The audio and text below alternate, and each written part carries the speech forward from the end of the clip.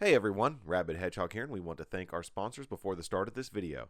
Shout out to Law Tigers out there riding with us right now, but standing with us in the event of an accident. Need custom racing leathers or gear for the everyday ride? AGVSportUSA is here for that, and based out of Argyle, Texas, and serving riders nationwide. Also, we want to thank Doug Crawford, an independent AMSOIL dealer, for providing us with the fluids that keep our machines running well on into the future. Visit the description below for web links and contact details to get in touch with them today.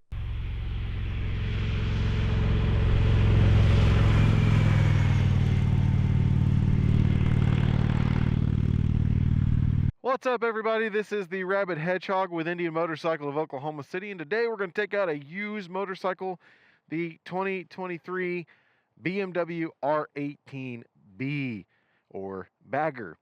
The R18 has been out for a little bit, and I have never had a chance to actually get to ride one, mostly because the BMW dealership and I, every once in a while I get along, and then most of the time I miss the opportunity to get a ride. So it's just been one of those things, but it also, yeah, they know what I do, and they don't let me do too long of test rides either.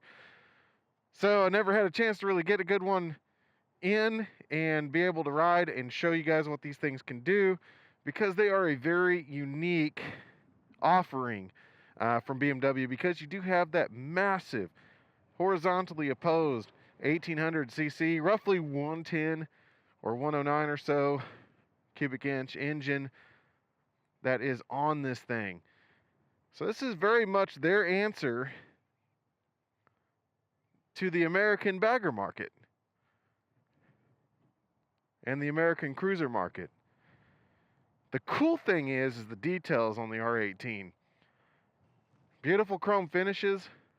I love the exposed drive shaft there that goes back to it, because it is a shaft driven motorcycle. The shape of it is really good. I do like the way that everything looks on it. To be real, I'm just kind of looking it over again. I've always liked the way they've looked.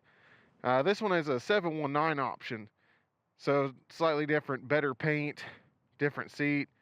Somebody's added the backrest to it. Marshall sound system on it. Sounds really good, actually. So really nicely equipped motorcycle. Just pretty cool. Now the thing is, I know more definitely about the American market side, more about the Indians. So I'll try my best to walk through this one, and that way you guys can get a feeling of what these motorcycles are capable of doing. One thing is, you do have a little bit different bag setup where you press this button down, pull open, and you can see the storage they got, and make sure they're clicked down. Same on this side here. Pop that open. These are remote locking, so you just make sure it clicks down. Up here on the dash, you have a spot to wirelessly charge your phone, as well as your fuel. That's what those two buttons do there. I'll go ahead and hop up on it here. Something very reminiscent of the way the American motorcycle is, especially like Milwaukee, since 1901, all that. They're proud Berlin built on these motorcycles, and it's got it here on the brake and the clutch, basically, on their reservoirs and stuff too. So pretty fun to see that. They're taking some pride in their equipment here. What you have here is COM port. Then you have your fuel gauge, your speedo, tachometer, and a power reserve monitor there. So how much power you have left in the engine. On this side, there's your central lock for the bags. Power up the motorcycle. It is basically carry a keyless fob for it. As long as that's within an arm's length of the seat, it'll kick the motorcycle on. Engine cutoff switch to start. BMW's trick little wheel here, so that way you can go through your trip. So there's onboard computer, timing, all the good stuff there. So if you go through here, let me see if I can get it over here, and you can kind of rock it one way or the other. So there's your onboard computer. Oop, I got the volume up. I'm going to try to keep that down for copyright stuff. But you get what your current time is, how many hours you've been riding the trip, where your cruise control is set at and stuff like that, miles per gallon, all that is right there.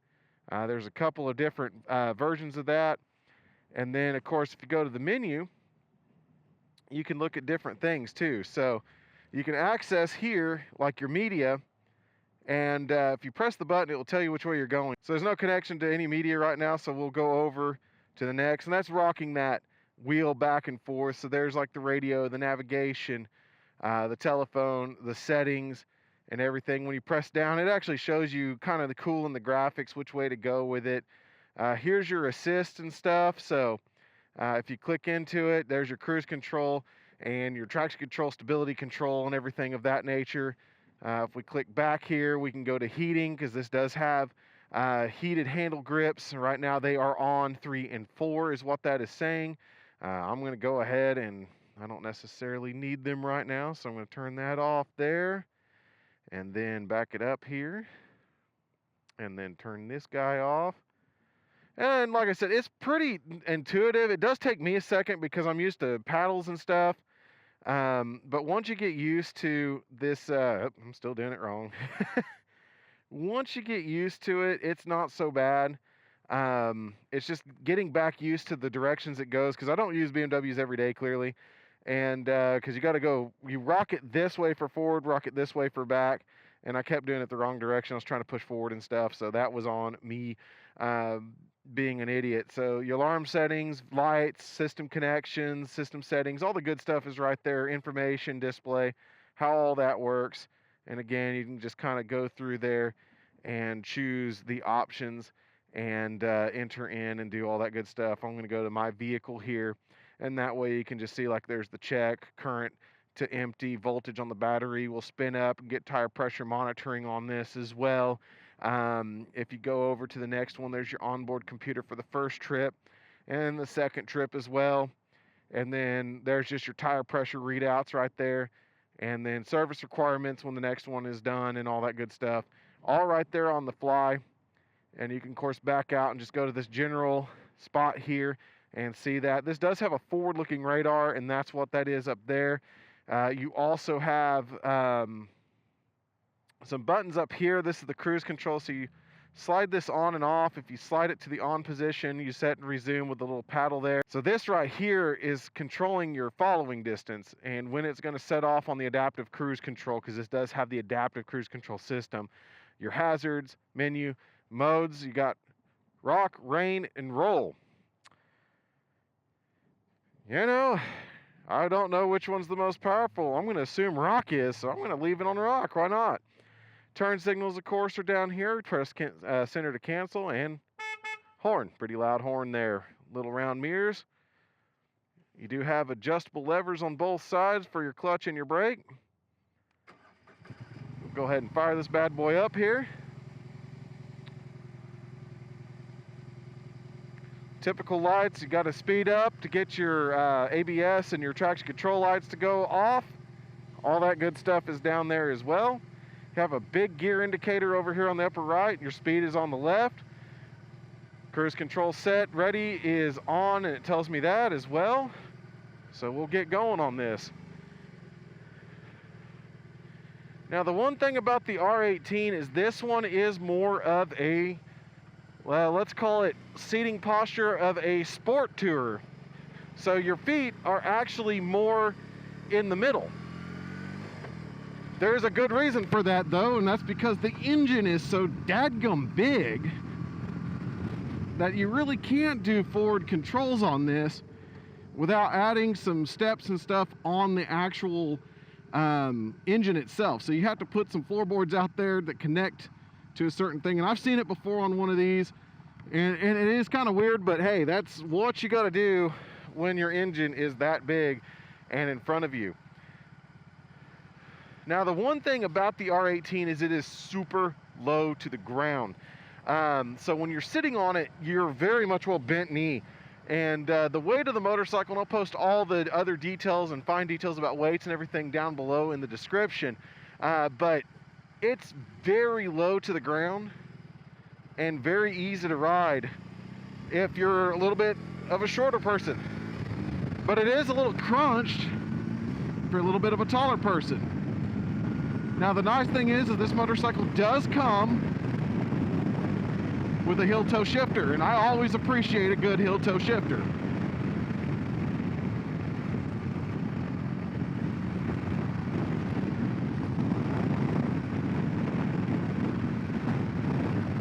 Alright, currently we got up to 67 miles an hour-ish to hang with the highway speed, and we are at 2,600 RPM or so, judging by the tachometer there. That is not pulling that much at all. This engine is so big and so torquey that it has quite a bit of power. And of course it says I have 60% or so in power reserve. So if I give her some beans, now I've got her to 0. And I mean, she takes off pretty good, nice and torquey in this power band here. Let me go ahead and jump into 6th gear there. 6th gear says I've got actually less power available. There we go, now we're jumping up. So we're about 65% power available at 70 miles an hour now. We're still at 2,600 RPM, so yeah, it's kind of interesting to see that little power gauge moving around. It's got plenty of power, but I do have to say, in 6th gear, it does not really rocket away by any means. It gets very vibe heavy whenever you pull on that throttle, and it kind of sits there until it starts getting up above 3 grand.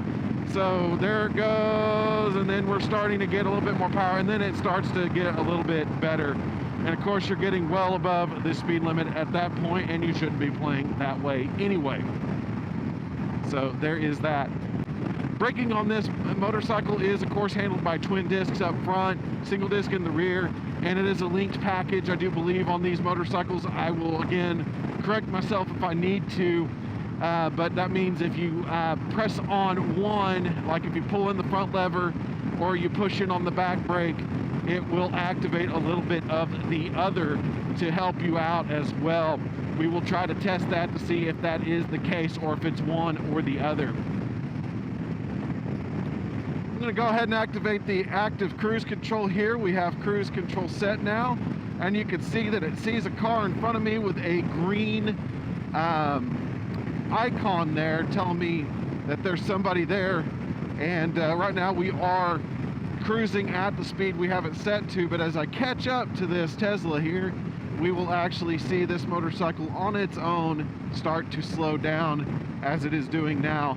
And that way you don't have to worry about, you know, your speed and if you're coming up too quick or anything like that. The motorcycle is actually thinking for you there and starts to match the speed until you go ahead and turn on the turn signal and move out of the way of it. Once you clear that up, as you'll notice, it speeds right back up on its own, so you don't have to throttle back out or anything of that nature. It automatically takes care of that for you. So that's a cool little thing. Of course, now I have a low fuel warning light. We're a little bit below a tank, or a quarter of a tank of gas there. Of course, we got good old Oklahoma City taking care of us over there in the side.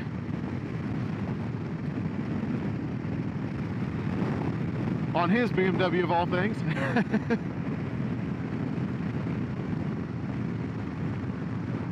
All right, let me back this off a little bit. There we go.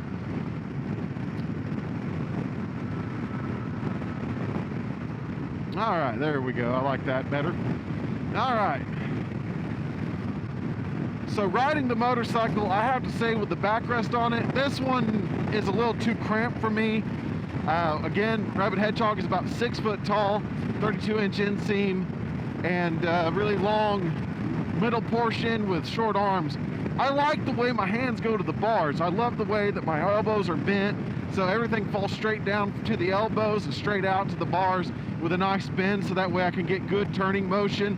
That doesn't bother me. It's the way that backrest is pressing me up forward a little bit more, but of course these are removable. It just so happened that this one was equipped with it, and I always don't mind taking out one with a backrest on it, because those sometimes are comfortable. I don't mind them. This one's just a little bit too crunchy on this bike for me. In terms of the rest of the sitting position, though, you'll notice I'm straight up and down. My knees come straight out, and then they come slightly back actually to the floorboards, so to my feet. We do have some wind today, so I'm trying not to have some problems with wind, but I'm having some problems with wind. But anyway, so that is, like I said, more of a sport touring style position. So your feet actually still come slightly back to where your hip is versus right under your knees where an American bike is, or even a little bit more forward. So you're in more of a stance like a Goldwing or a K1600 or one of those style of tourers, but a much lower seat height than especially the K1600. So you do get a different seating posture than you would on an American motorcycle. That's overall, like I said, if I got rid of the backrest, I could tell I would be a little bit more comfy because I could get my back just a little bit further back where I want it. But this is not too bad at all. I don't mind being pushed a little bit forward because the seat is there. It still is supportive, and I'm not running into the tank or anything, so that's a good news. But my legs do come slightly above the tank where they're sitting at because, like I said, it's a very short motorcycle, and everything is kind of compact here. So it definitely is a little bit smushed compared to some others that I've ridden, especially for such a large bike, because this is a very large profile on a motorcycle, and it feels much smaller than it really is as a rider, and you definitely do feel more like you are on top of it than you do in it. The one thing about it is I've always loved boxer engines and horizontally opposed, whatever you want to call them. I don't mind engines that are opposed and do weird stuff. I like the vibrations and that little torque grab it gives you when you're doing downshifts like that. The engine braking on this thing is fantastic.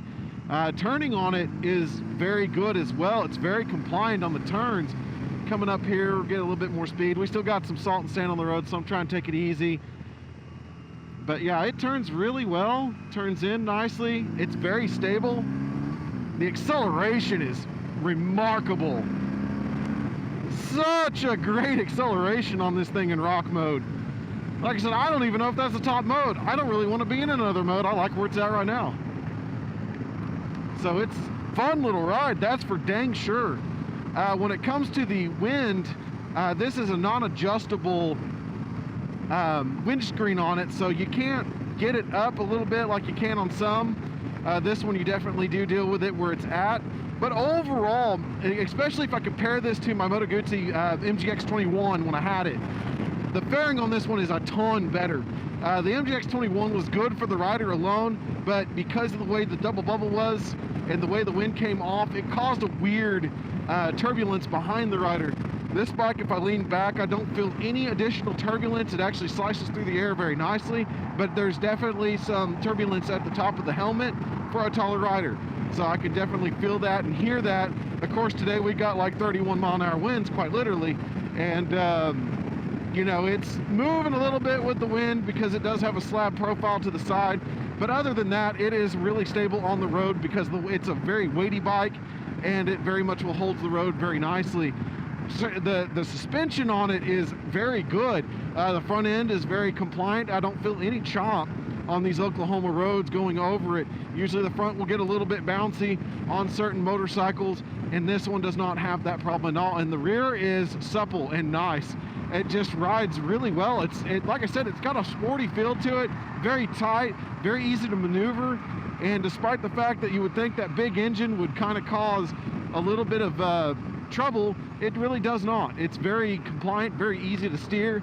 Of course, being a BMW, I haven't tried to go against the counter balance of where it's going, but it does like to turn to the left a little bit easier just because of the way everything's spinning. But toward the right, even when I press it, I could tell it doesn't really fight me at all. It's just nice and compliant and very well balanced. So overall, the package that you're getting here is a very well-balanced touring motorcycle or in-town grocery getter if you want to use this as a commuter, because you do got some fairly decent-sized bags in the back. They are a little bit more narrow, a little bit more taut than some others that I've used, but definitely bigger than the MGX21 that I had before. So that is a good thing. I will say that when it comes down to feeding, or where the feet fall and the positions on them, that is a little bit troublesome for me. So with my size 14 foot, this is a very small floorboard / very small place to put your foot. due to that big engine being there, when I go to put on the brake or when I go to shift, my toe is actually bouncing off of the engine cylinder. And this is with my bigger shoes. I tried this bike the other day with just a standard pair of Vans skate highs, which have no built up anything in them. They're just basically suede or canvas. And my foot will slightly slip under there better, but wearing my boots today, definitely running into that cylinder head well before I could figure out where that brake pedal is, and that is a little worrisome to me, especially since I'm not comfortable with the bike yet. I do want to have a little bit more comfortability in knowing where those controls are, where my feet will fall, and if it's going to brake if I hit the brakes. So that is one thing that I will note, because it's just something that is there. The same with the shifter. Like I said, it's luckily a heel toe shifter. I will say that I would want to adjust the heel a little bit better, because it does stick up quite a bit on that heel side.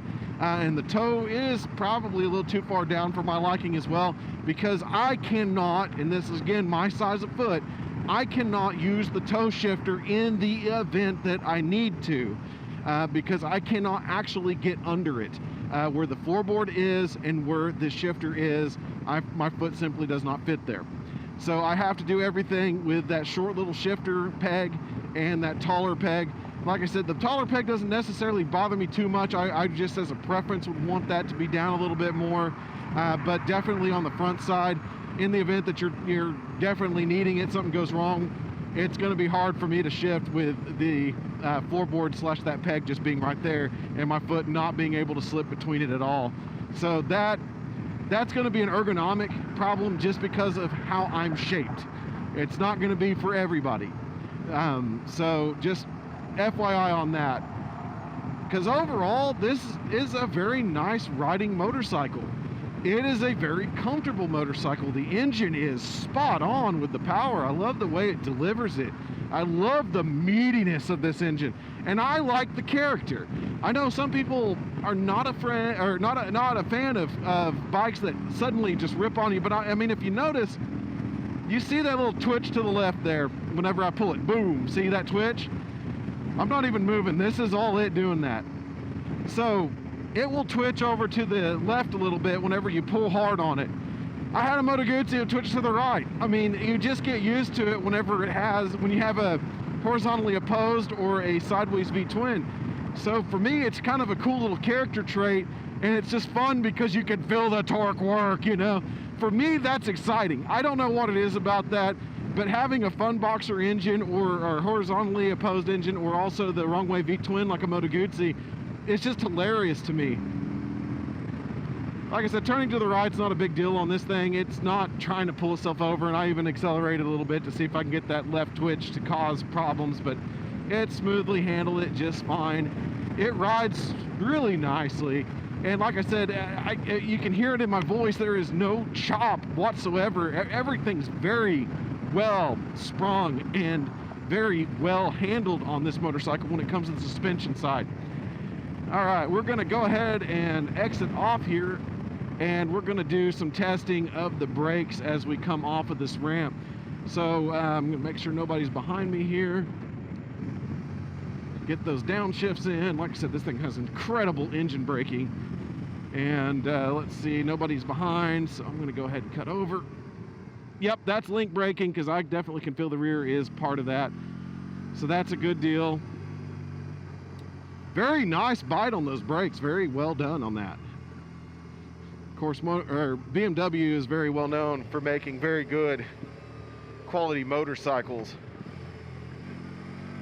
We're in first gear, and this thing is just, it's actually smooth despite being in first. It doesn't really grab you there.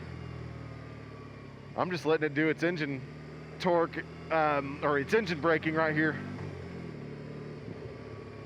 Back to second. It's actually kind of happy down there. It's a little bit unhappy there. So this bike likes to be spun up. It would rather be going faster than slower, but that's why I'm testing it here in the stop and go segment, is to see how that feels.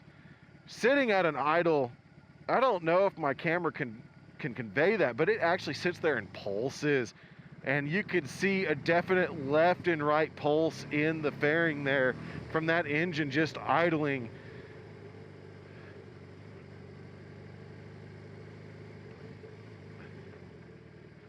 So that's kind of fun.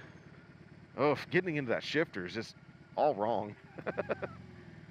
That's the only thing, man. If it was just the right ergonomics, this would not be too bad, but you don't have much room to play with when you have that much engine there. I will say that riding another with the pegs, like just the regular base R18, would probably not be so much of a problem. And I've sat on those before, and I don't hit the engine on those. It's just the touring ones, the Bagger and the Grand Tourer, definitely that is a problem for me with the floorboards, is that my foot definitely runs straight into the cylinder head when I'm trying to brake or whatever. So kind of holding the brake, you can see my foot is well under that. And getting it out is a problem too. So it's a little hard for me to modulate at a stop. So that will be a gripe. But like I said, it's not major for me. It'll just be one of those things, or if I can get my foot pedal changed where my foot doesn't quite get stuck under it or anything like that, it's just going to be one of those, can they change it, and what can they do for me on that side? That's all that I would be asking for, is just a little bit of a different peg, and see what will happen.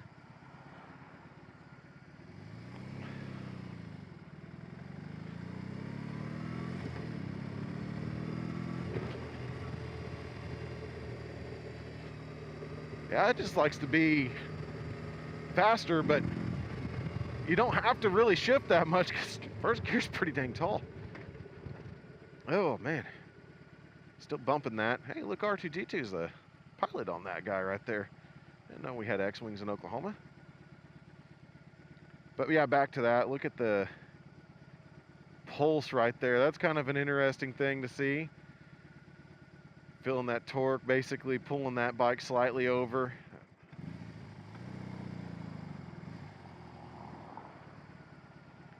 Yeah, there that was again. I was trying to get my foot off the brake, and I got it off a little bit, just enough for it to start rolling, but almost stalled it because I couldn't get my foot out of the hole. Guess I'll have to learn how to make that happen. Again, if I was to own it, this is the only time I would really learn how to deal with that. But still not too big of a deal. Once you get used to it, I guess if I move my foot to the side and back out, that's like kind of like a, let's see, I've got a little bit of time before I have to worry, but yeah, turn over and then pull back. That way it's not so much of a big deal. And it wouldn't be so bad. I'll try to do that instead of just do the typical slide back. Just got to learn a new technique. Yeah, that worked out a lot better. Now I can move around better. Perfect. Alrighty. So at any rate, this is a 2023 used BMW R18 B that we will be having for sale here pretty soon. 719 option. It's got a little over 3,000 miles on it right now. But I just want to take it out because I haven't had a chance to take one of these bad boys out to get to understand them. And quite frankly, it's quite a nice ride. I really do enjoy it. I do have some qualms with it, and it's mostly just because my feet are so freaking big and nobody thinks about that, but that's not on them. That is more on me. But at any rate, this is the Rabbit Hedgehog, and I want to thank my sponsors, AGVSportUSA, for providing our gear, keeping us safe. Also want to thank USA Synthetics, AMSOIL, Doug Crawford out there providing many dealerships and many people with quality AMS oil to keep the internals of their engine protected. And also Law Tigers of Oklahoma, we want to thank them and give them a shout out for being out there taking care of the motorcycle community and helping us you know, around the community and keeping us protected in the courtroom if something were to go wrong. So at any rate, thank you once again, everybody. This is the Rabbit Hedgehog. Thank you for riding with me today. Keep that shiny side up, and we'll catch you on the next ride.